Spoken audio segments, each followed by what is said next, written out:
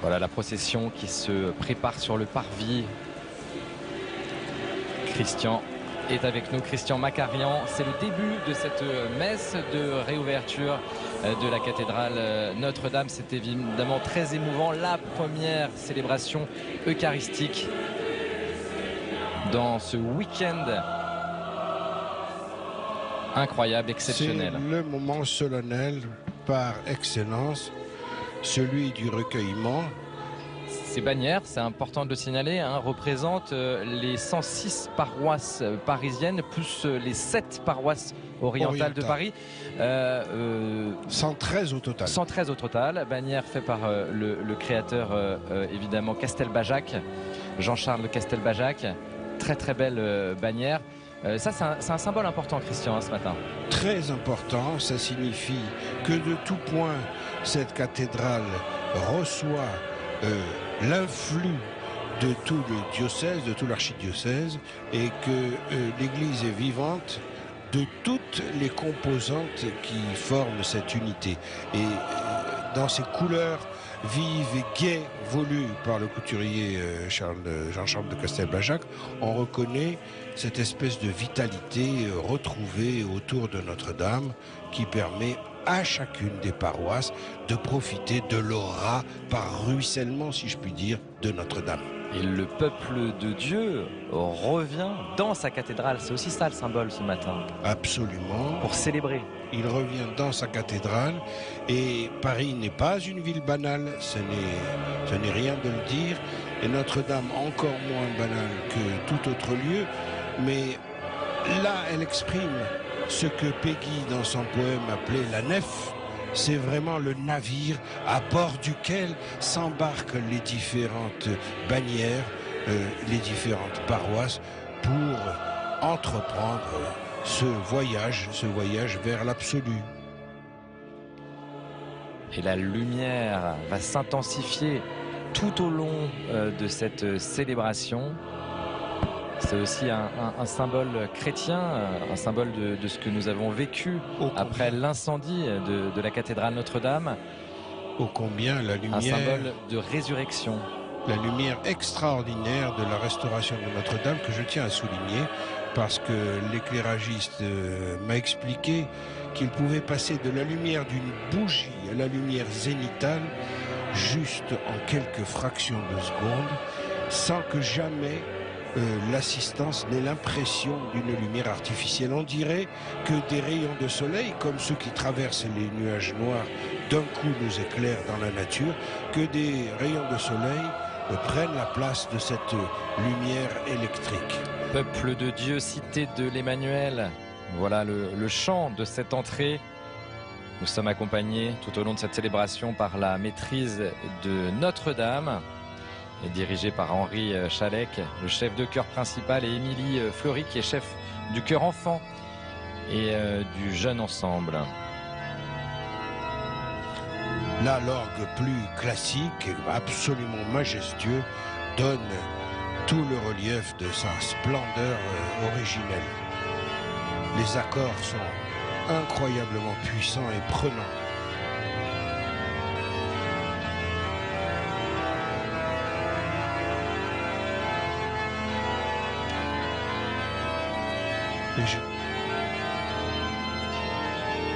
Quelques-uns des vers du poème de Charles Péguy, La tapisserie de Notre-Dame.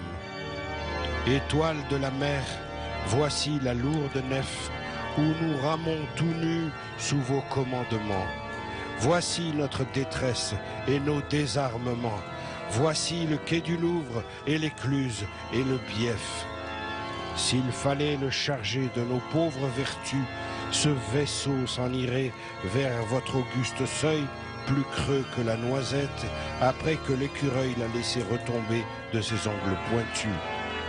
Nous n'y chargerons pas notre pauvre maïs, mais de l'or et du blé que nous emporterons, et il tiendra la mer, car nous le chargerons du poids de nos péchés, payés par votre Fils.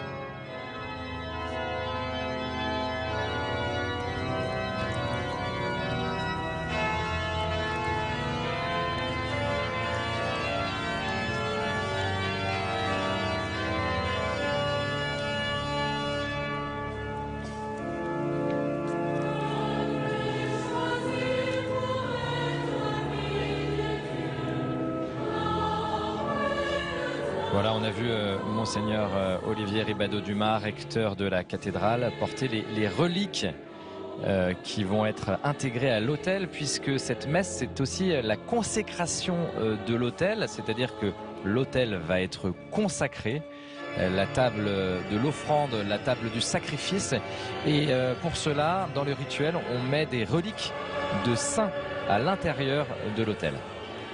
Voilà ces reliques. Voilà les reliques qui suivent l'évangile, l'évangéliaire.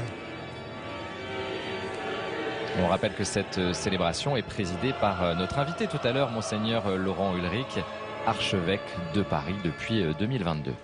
Le voilà, Monseigneur Ulrich.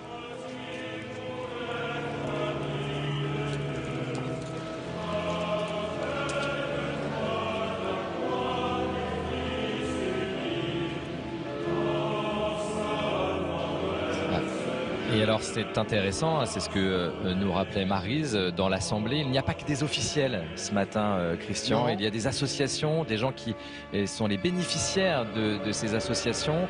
Donc une Assemblée qui ressemble aussi au peuple chrétien. Oui, et les officiels émanant de pays étrangers après le chef de l'État français qui sont présents ne le sont que du fait de leur propre chef. Là, il n'y a plus de fonction diplomatique.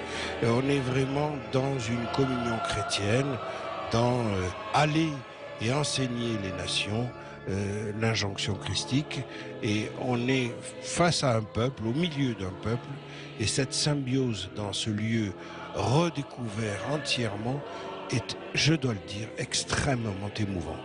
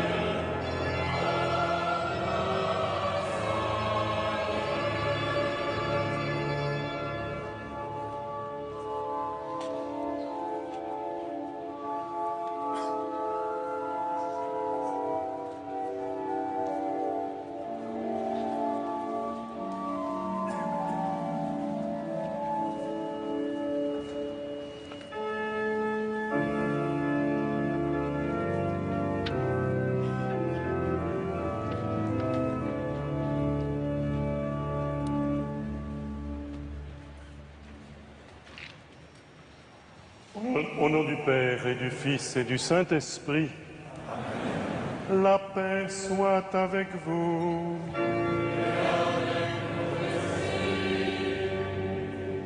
Frères et sœurs, si nombreux, c'est le Christ lui-même, avec la Vierge Marie, sa mère, qui vous accueille en ce matin dans cette cathédrale Notre-Dame de Paris, relevée après le tragique incendie de la nuit du 15 avril 2019. Que vous soyez présents dans cette cathédrale ou devant un écran partout dans le monde, y compris peut-être sous la pluie, à l'écoute par tout autre moyen de communication, je vous salue avec une intense émotion. Je pense en particulier à vous tous qui, dans le monde, affrontez les rigueurs des guerres, les violences, des terrorismes et des trafics honteux. Je prie aussi pour notre pays qui scrute son avenir avec inquiétude. Que vous soyez chef d'État ou de gouvernement, légitime représentant de votre peuple, ou généreux mécène ou magnifique et discret donateur, fidèles qui vous associez à la prière de l'Église en ce jour, visiteurs en attente de pouvoir admirer de près cette renaissance, compagnons, ouvriers ou ingénieurs, de l'une des 250 sociétés qui ont travaillé sur le chantier de cette rénovation, des équipes de l'établissement public Rebâtir Notre-Dame de Paris et des équipes de Notre-Dame, et vous tous, nombreux clergés, éminences, excellences, prêtres, diacres du diocèse de Paris et d'ailleurs, laïcs en mission, tous, vous êtes destinataires de la bienveillance de Dieu qui s'approche de tous et destinataires de l'amour du Christ dont nous attendons la manifestation à Noël.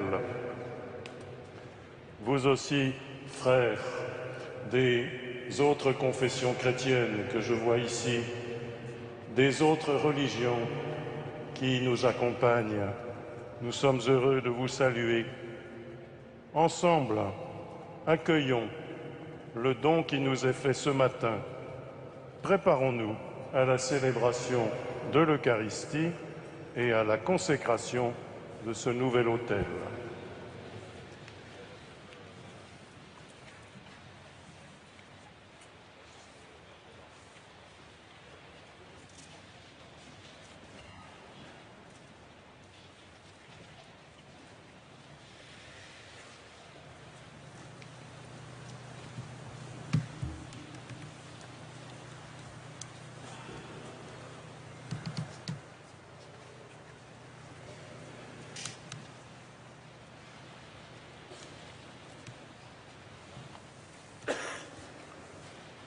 Frères et sœurs bien-aimés, demandons à Dieu de bénir cette eau.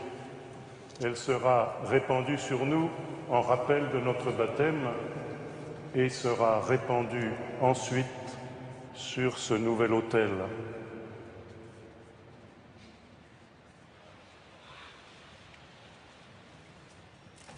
Dieu qui fais accéder toute créature à la lumière de la vie, ton amour pour les hommes est si grand que tu veilles sur eux comme un père. Tu les purifies de leurs fautes avec tendresse et patience et les ramènes constamment vers leur tête, le Christ. Tu as voulu dans ta grande miséricorde que les pécheurs qui seraient plongés dans les eaux du baptême et ensevelis dans la mort avec le Christ en surgissent totalement pardonnés et deviennent les membres de son corps, héritiers de son royaume. Par la grâce de ta bénédiction, sanctifie cette eau que tu as créée.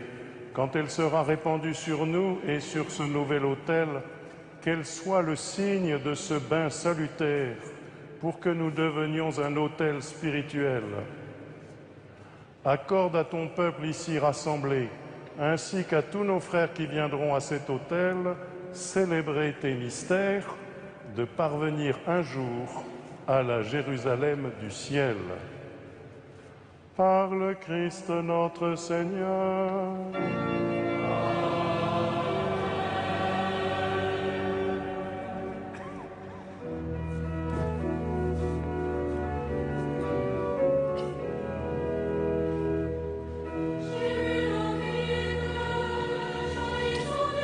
Cette eau qu'il a bénie, Monseigneur Ulrich va maintenant l'asperger sur l'Assemblée. C'est un geste de purification, l'eau qui symbolise le pardon de Dieu qui lave nos péchés.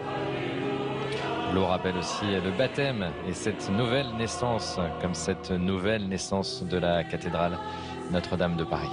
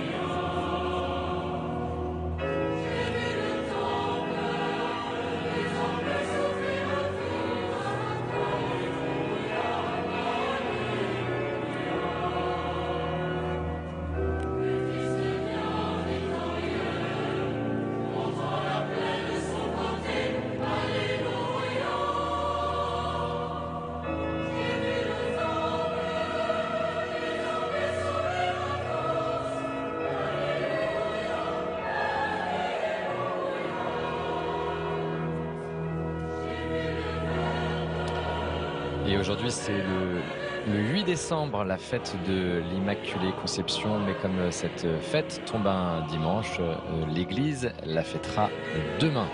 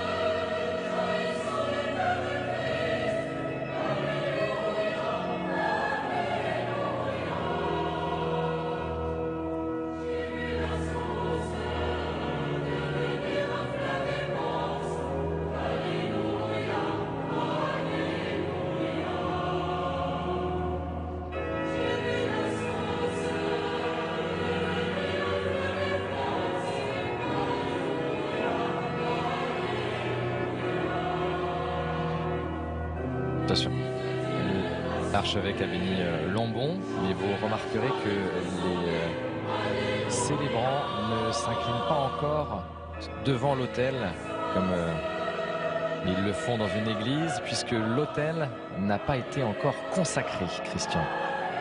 Non, et il faut attendre qu'il le soit pour qu'il soit offert à la vénération des fidèles et qu'il prenne pleinement sa dimension sacrale. Que Dieu, le Père des miséricordes, à qui nous dédions ce nouvel autel sur la terre, nous accorde le pardon de nos péchés et nous donne de lui offrir éternellement le sacrifice de louange sur son autel du ciel. Par le Christ notre Seigneur.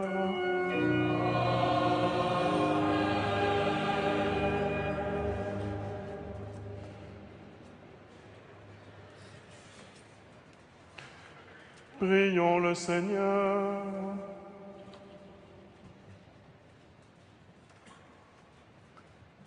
Dieu de puissance et de miséricorde, ne laisse pas le souci de nos tâches présentes entraver la marche de ceux qui se hâtent à la rencontre de ton Fils. Mais forme-nous à la sagesse d'en haut, qui nous fait entrer en communion avec lui. Lui qui vit et règne avec toi dans l'unité du Saint-Esprit, Dieu pour les siècles des siècles.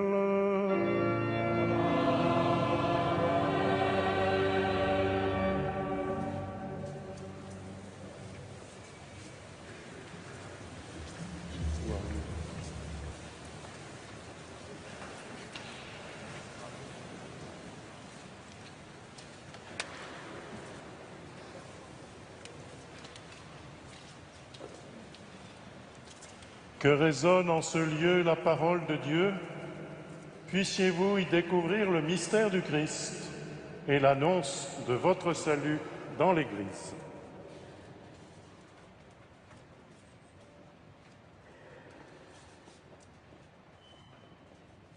L'archevêque vient en fait de prier pour celles et ceux qui vont lire les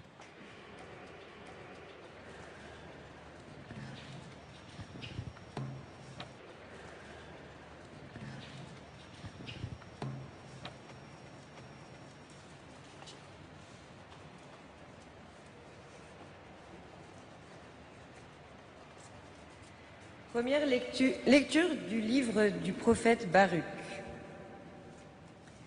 Jérusalem, quitte ta robe de tristesse et de misère et revêt la parure de la gloire de Dieu pour toujours.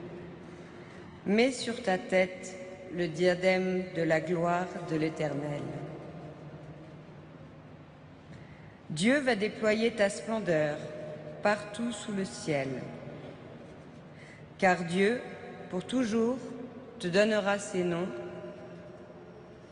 paix de la justice et gloire de la piété envers Dieu.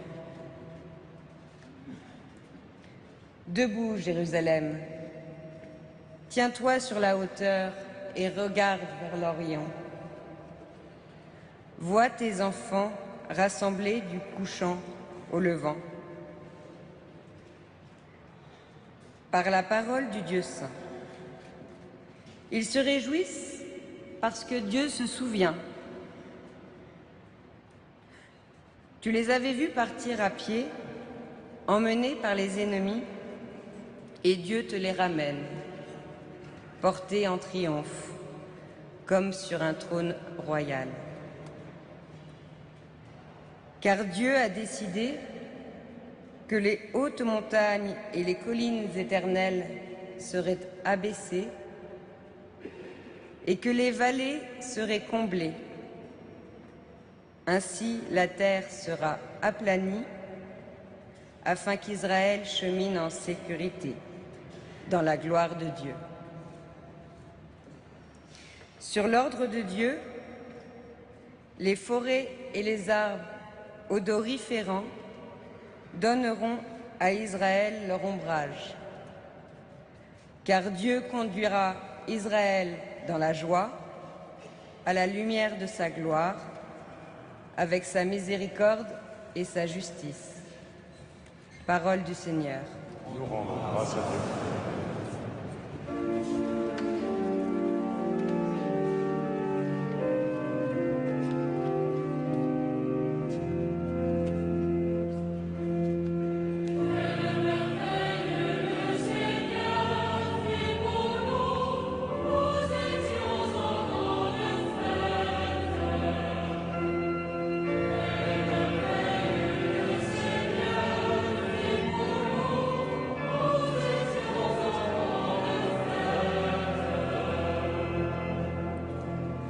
Quand le Seigneur ramena les captifs à Sion, nous étions comme en rêve.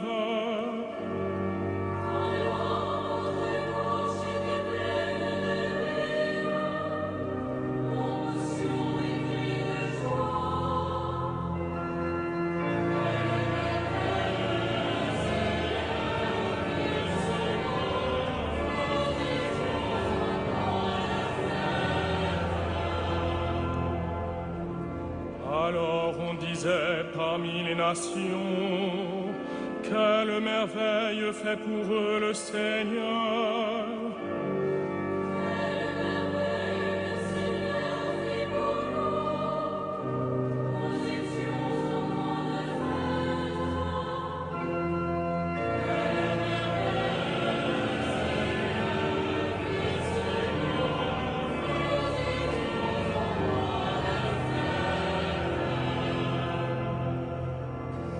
Ramène, Seigneur, nos captifs, comme les torrents au désert.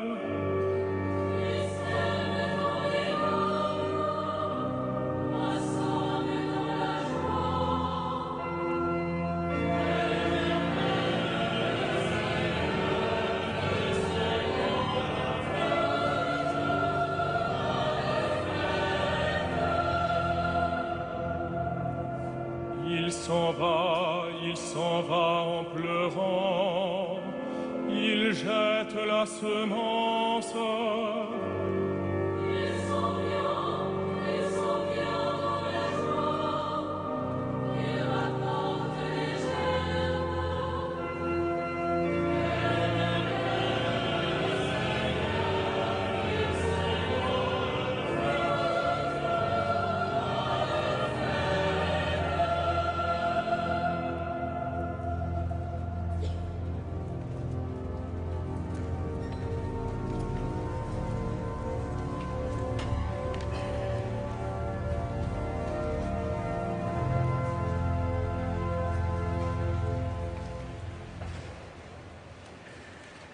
Lecture de la lettre de saint Paul apôtre aux Philippiens. Frères, à tout moment, chaque fois que je prie pour vous tous, c'est avec joie que je le fais, à cause de votre communion avec moi, dès le premier jour jusqu'à maintenant, pour l'annonce de l'Évangile.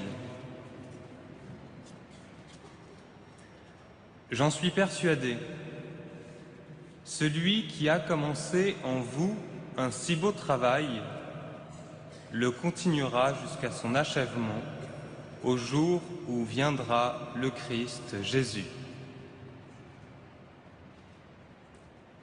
Et dans ma prière, je demande que votre amour vous fasse progresser de plus en plus dans la pleine connaissance et en toute clairvoyance pour discerner ce qui est important. Ainsi serez-vous purs et irréprochables pour le jour du Christ, comblés du fruit de la justice qui s'obtient par Jésus-Christ pour la gloire et la louange de Dieu. Parole du Seigneur. Nous rendons grâce à Dieu.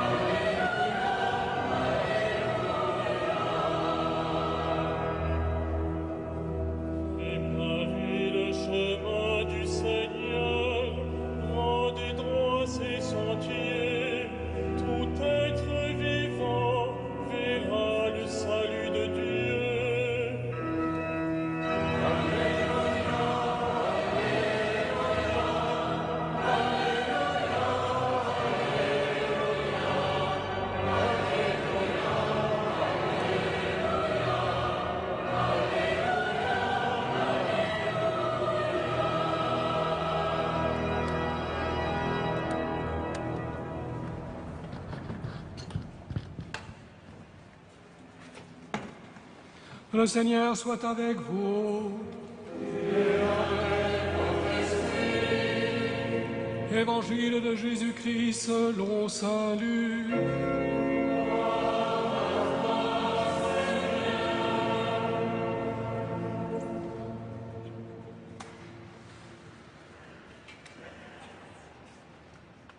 L'an 15 du règne de l'empereur Tibère, Ponce Pilate étant gouverneur de la Judée, Hérode étant alors au pouvoir en Galilée, son frère Philippe dans le pays d'Ithurée et de Traconidide, Lysanias en Abilène, les grands prêtres étant Anne et Caïphe, la parole de Dieu fut adressée dans le désert à Jean, le fils de Zacharie.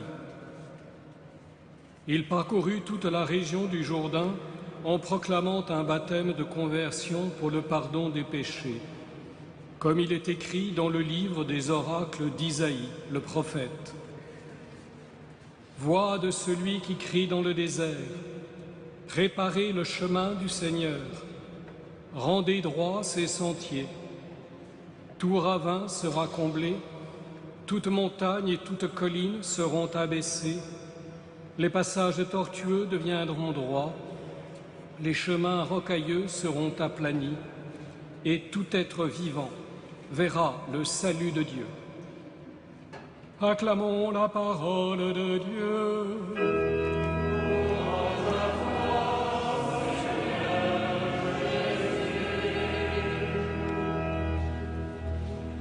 Monseigneur Laurent Ulrich, archevêque de Paris, va maintenant prononcer l'homélie.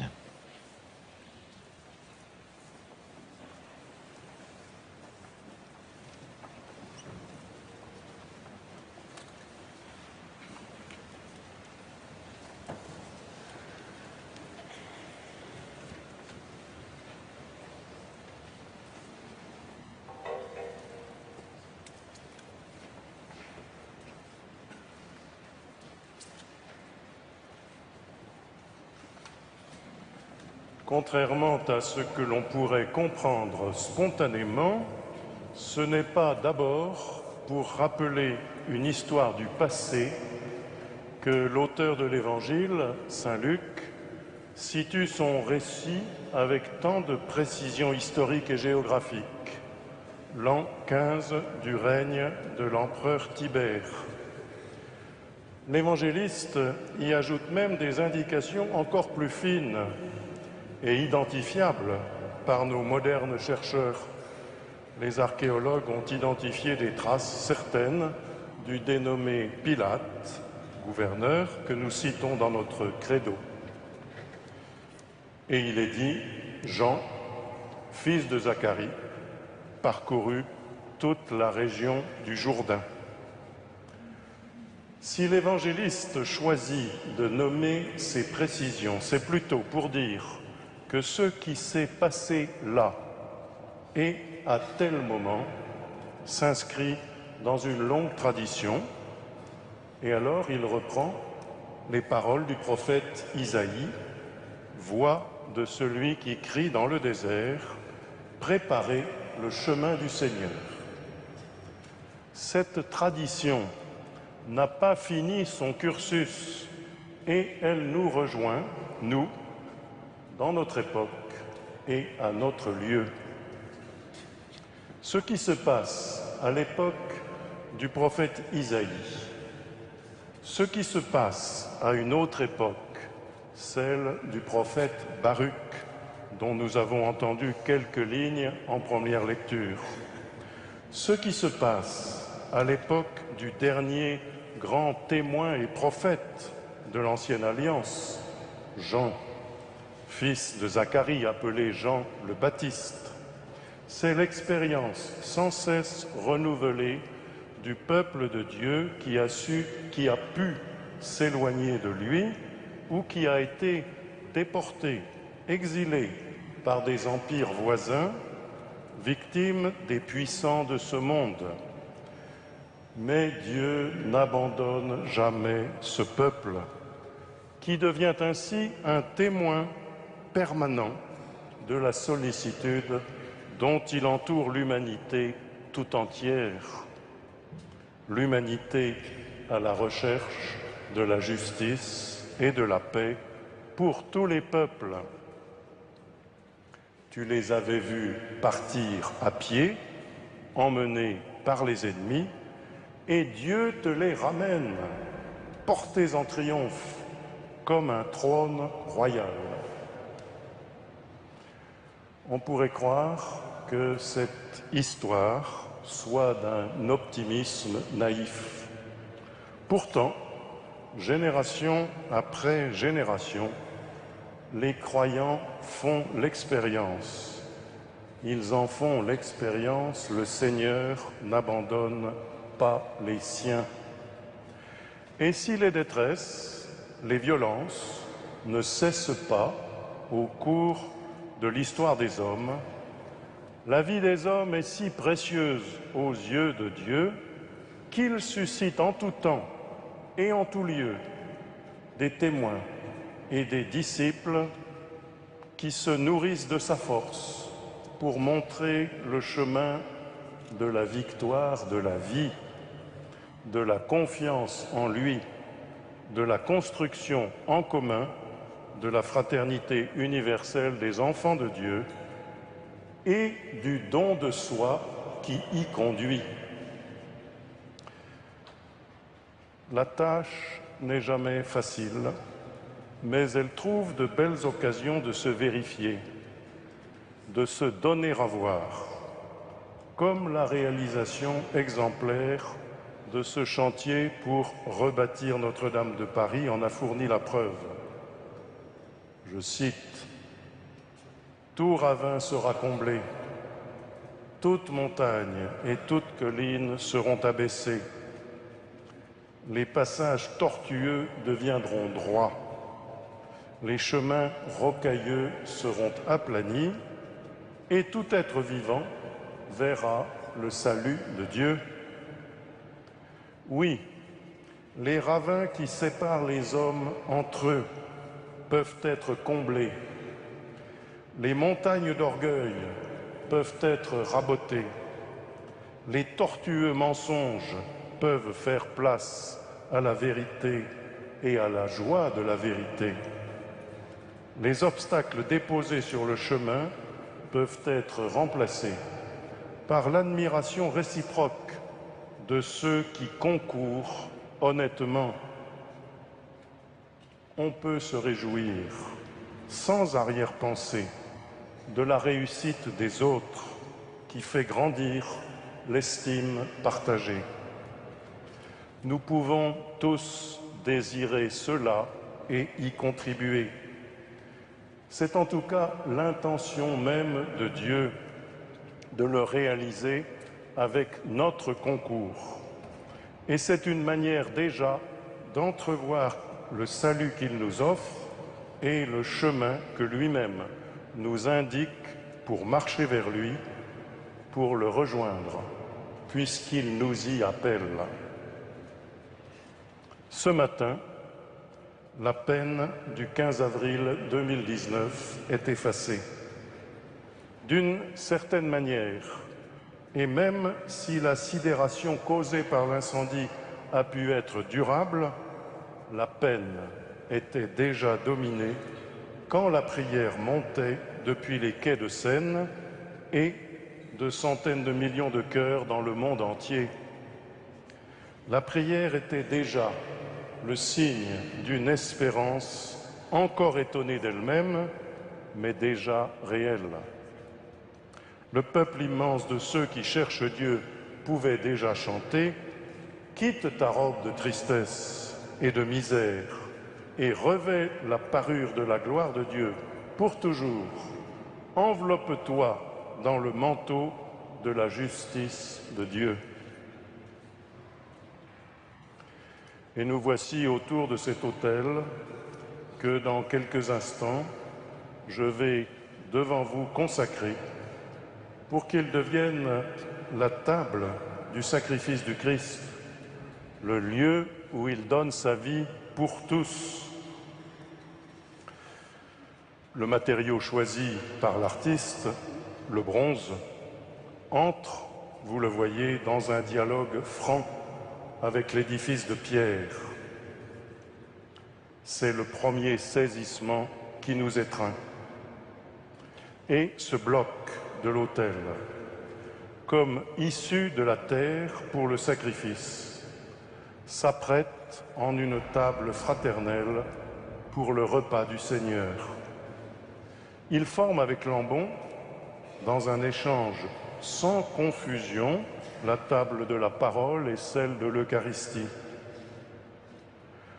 Quant aux lignes de l'une et de l'autre pièce de ce mobilier, leur pureté, leur simplicité sont extrêmement accessibles, voire accueillantes.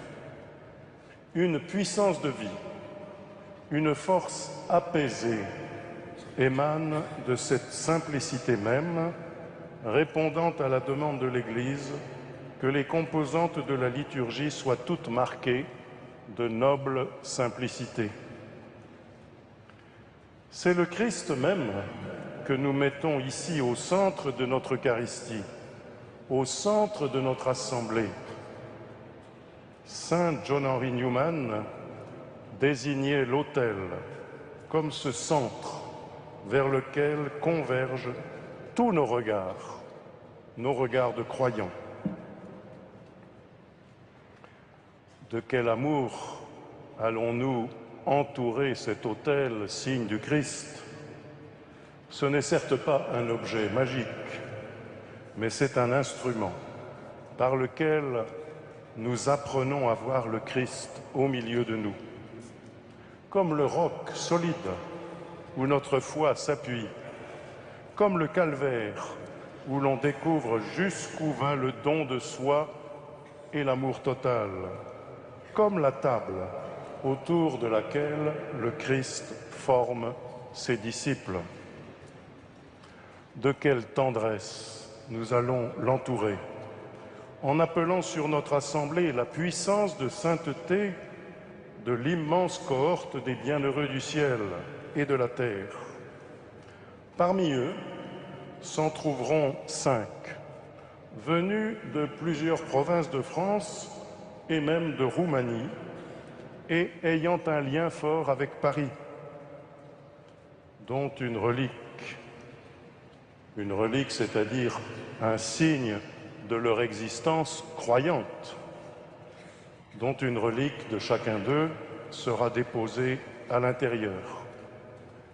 Sainte Catherine Labouré, la voyante de la rue du Bac, Sainte Madeleine Sophie Barra, la fondatrice des Sœurs du Sacré-Cœur, Sainte Marie-Eugénie Milleret, qui s'est trouvée convertie à l'appel du Père Lacordaire dans cette chaire, les fondatrices des Sœurs de l'Assomption, Saint Charles de Foucauld et bienheureux Vladimir Guica, prêtre d'origine roumaine et prêtre du diocèse de Paris, mort d'épuisement dans les prisons roumaines après la Seconde Guerre mondiale. En invoquant ensuite la tendresse, en invoquant ensuite l'Esprit de Dieu qui transforme toute chose en instrument de paix et de joie, en répandant sur l'autel l'huile de bonne odeur qui attire tout homme sur les chemins vertueux de l'amour désintéressé.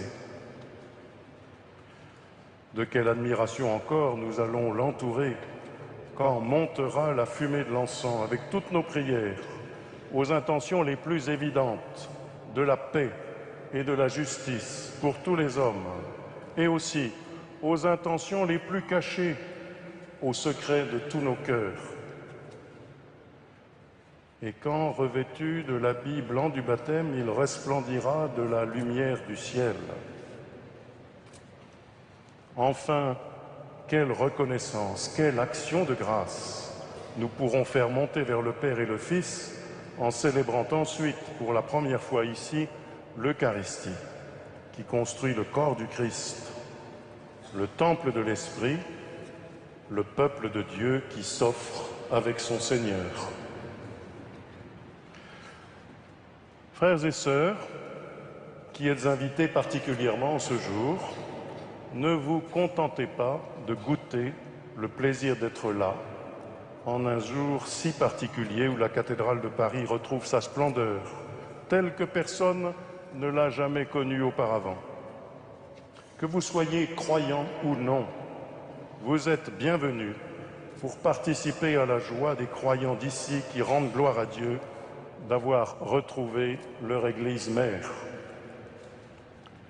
Et vous, évêques, prêtres et diacres, fidèles du Christ, baptisés, consacrés, serviteurs de l'Évangile, selon votre condition et votre mission particulière, frères et sœurs parisiens aimés, ne restez pas seulement éblouis de la beauté des pierres retrouvées, mais laissez-vous conduire jusqu'aux joies plus grandes, jusqu'au don le plus beau que Dieu vous fait et nous fait de sa présence aimable, de sa proximité des plus pauvres, de sa puissance transformante dans les sacrements. Comme notre sœur Madeleine Delbrel, une humble croyante qui a fréquenté cette église, une servante des pauvres dans nos quartiers et ceux de la région parisienne, laissez-vous comme elle éblouir par Dieu. Elle avait 20 ans quand ce désir, cet éclair, l'a touchée. Et c'était il y a tout juste 100 ans, en 1924. Dieu est la liberté même, qui se livre, qui se donne. Il se révèle à nous sur cet autel. Nous attendons sa venue en notre chair à Noël qui approche. Nous nous réjouissons de ce que nous voyons. Nous savourons ce moment qu'il nous est donné de vivre. Nous aimons ce rassemblement où nous sommes unis et nous rêvons qu'il puisse en être ainsi dans notre société tellement inquiète. Mais ce matin, la source de notre joie est encore plus profonde et durable. Elle nous vient de Dieu même. Il est la cause de notre joie. N'hésitons pas à redire en tout temps, avec le psalmiste que nous avons entendu tout à l'heure, « Quelle merveille le Seigneur fit pour nous, nous étions en grande fête. »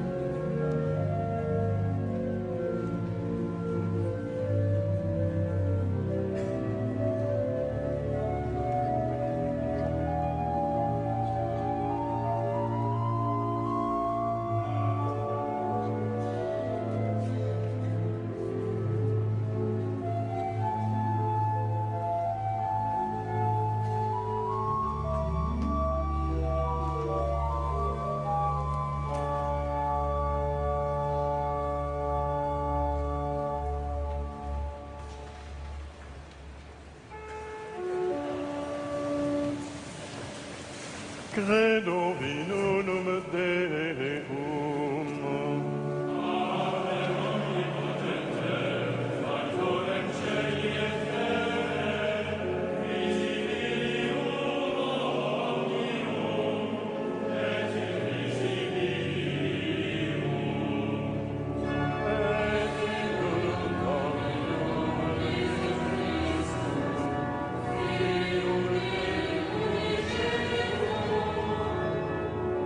Et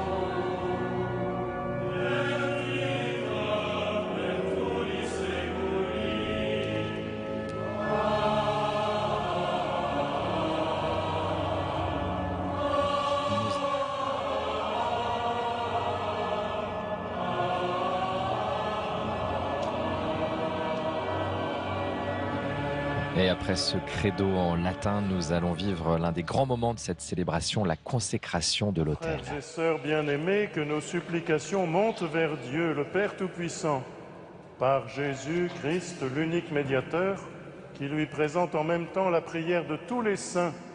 Ils ont participé à sa passion, ils ont maintenant part au festin de son royaume.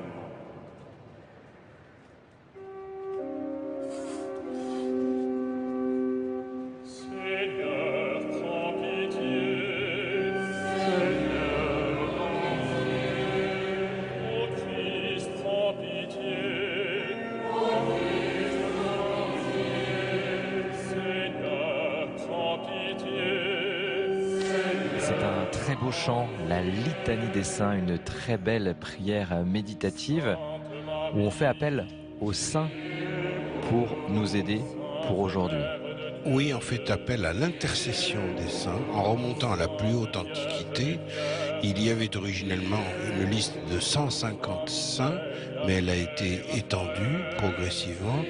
Et cette litanie des saints est réservée aux moments très solennels, les baptêmes, les obsèques, mais aussi les circonstances comme celles d'aujourd'hui, très prenantes et émouvantes, qui doivent réunir tout le monde autour de cette longue tradition de l'Église ancrée depuis l'époque apostolique. Un dernier point, cette litanie des saints rapproche beaucoup les églises orientales, aussi en particulier l'Église orthodoxe, de l'Église catholique. C'est un bien commun.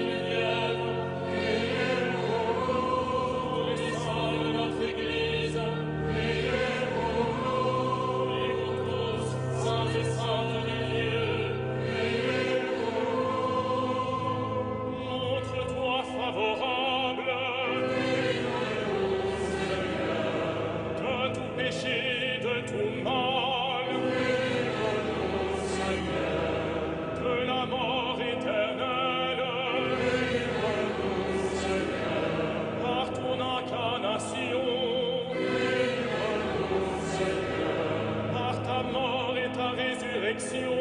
Délivre-nous, Seigneur, par le don de l'Esprit Saint. Délivre-nous, Seigneur.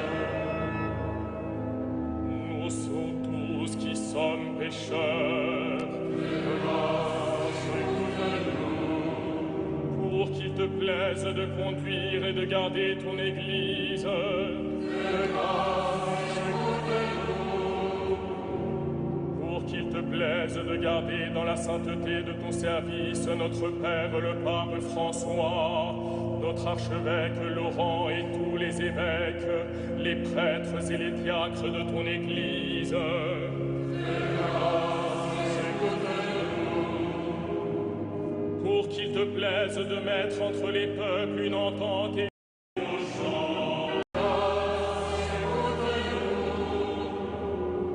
qu'il te plaise de donner à tous les hommes de te reconnaître pour leur Seigneur et leur Sauveur. De grâce, écoute-nous. Pour qu'il te plaise de nous affermir et nous garder fidèles à te servir. De grâce, écoute-nous. Pour qu'il te plaise d'établir comme témoins de ta vérité et comme artisans de ton amour tous les consacrés. De grâce, écoute-nous. Jésus, Fils du Dieu vivant. De grâce, écoute-nous. Ô Christ, écoute-nous. Ô Christ, écoute-nous. Ô Christ, exauce-nous.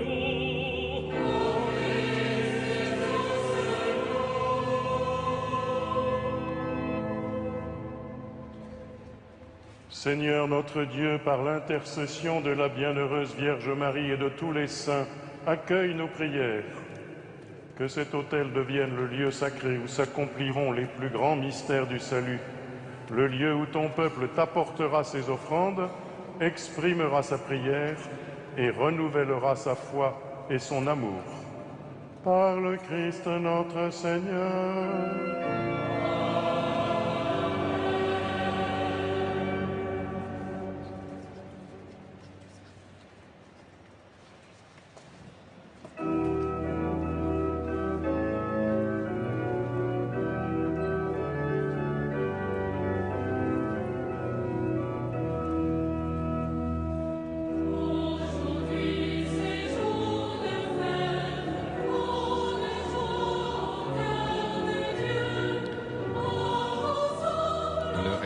De la cathédrale apporte cette châsse dans laquelle il y a les reliques des 5 saints et bienheureux qui vont intégrer l'autel.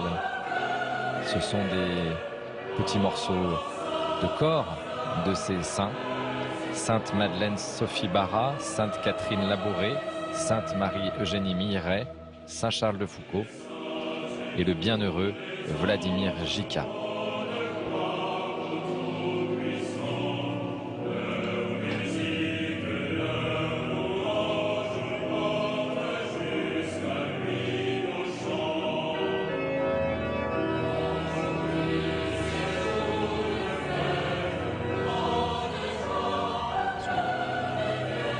Ces reliques ont une place très importante dans la tradition catholique.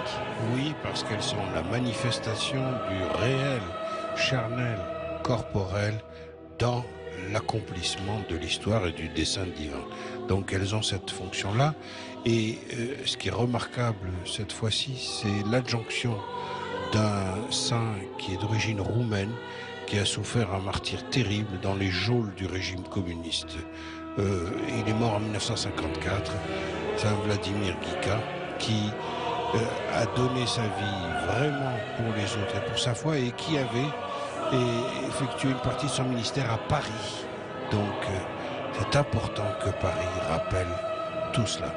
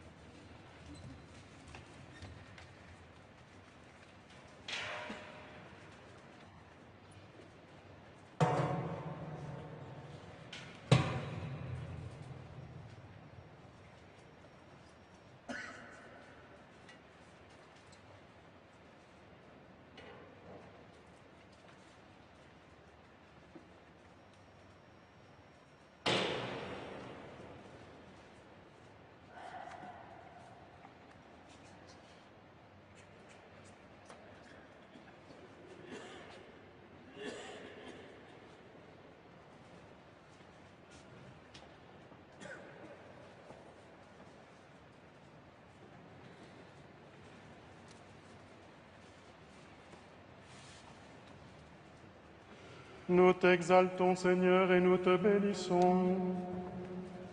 Toi qui as voulu, dans un admirable dessein de ton amour, que le mystère de cet autel, préfiguré jadis de diverses manières, trouve son accomplissement dans le Christ. En effet, après le déluge, Noé, cet autre père du genre humain, t'érigea un autel pour t'offrir un sacrifice. Tu l'acceptas, Père très saint, comme un parfum d'agréable odeur, et tu renouas avec les hommes ton alliance d'amour. Abraham, notre Père dans la foi, obéissant de tout son cœur à ta parole, te dressa lui aussi un autel, car il ne te refusait pas Isaac, son fils bien-aimé. Moïse, à son tour, le médiateur de l'ancienne alliance, te construisit un autel qu'il aspergea du sang d'un agneau, en préfiguration de l'autel de la croix.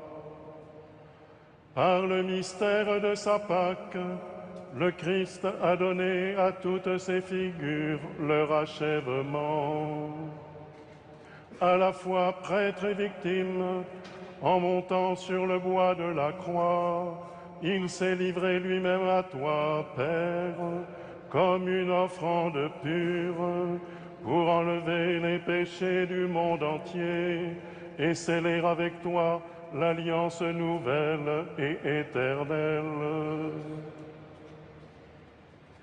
C'est pourquoi nous te supplions, Seigneur, du haut du ciel, répands ta bénédiction sur l'autel qui a été bâti en cette Église, qu'il soit pour toujours consacré au sacrifice du Christ, qu'il soit la table du Seigneur où ton peuple viendra refaire ses forces.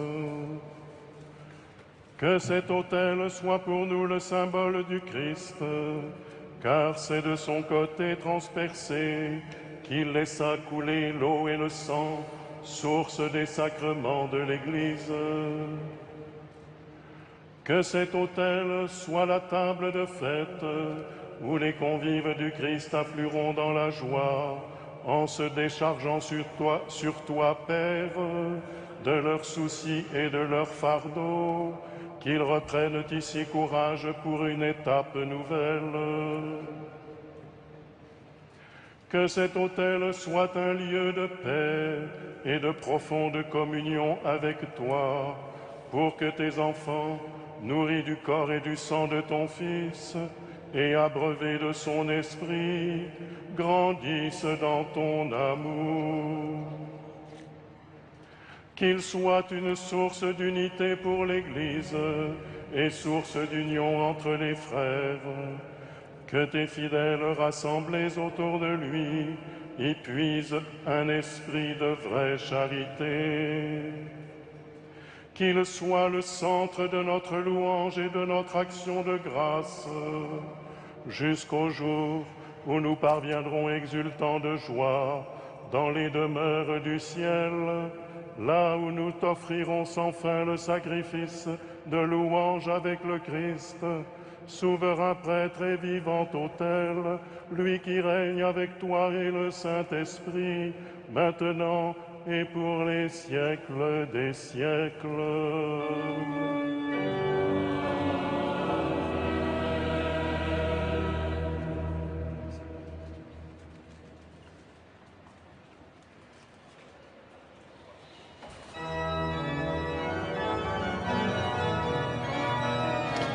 Nous allons maintenant vivre un autre moment fort, l'onction de l'autel.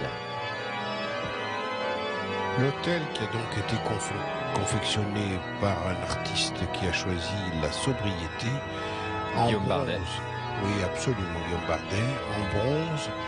Bronze qui, il faut le rappeler, est un alliage très ancien d'étain et de cuivre qui fait de lui un métal extrêmement noble, difficile à travailler, mais qui est le symbole justement de l'ouvrage pour arriver à ce côté inaltérable et très pur. Et je trouve personnellement qu'il s'insère admirablement bien dans l'architecture nouvelle de Notre-Dame.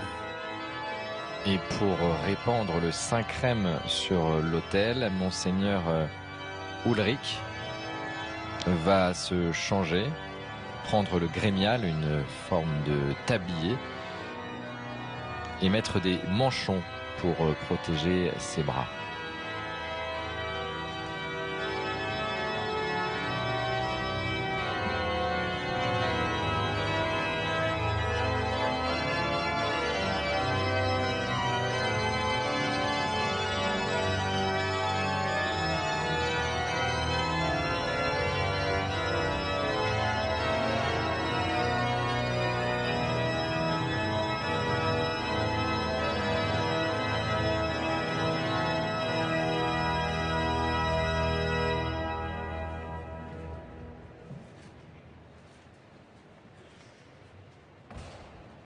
Dieu de gloire et de sainteté, toute croissance dans la foi et dans l'amour vient de toi. Comme cette huile sainte va marquer cet autel, imprègne de ta grâce et de ta joie les fidèles qui viendront ici communier au mystère du Christ qui s'est offert à toi pour la vie du monde et qui règne avec toi pour les siècles des siècles.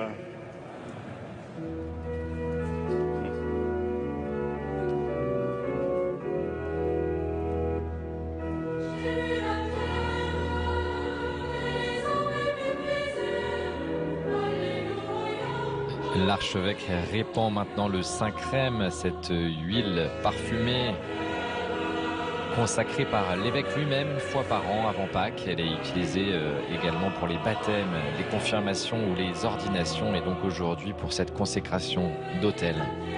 Vous le voyez, Monseigneur Ulrich répand ce Saint-Crème sur les angles de l'autel et sur ces croix qui représentent les plaies du Christ en croix. Il a répandu également ce Saint-Crème sur la croix au milieu de l'autel.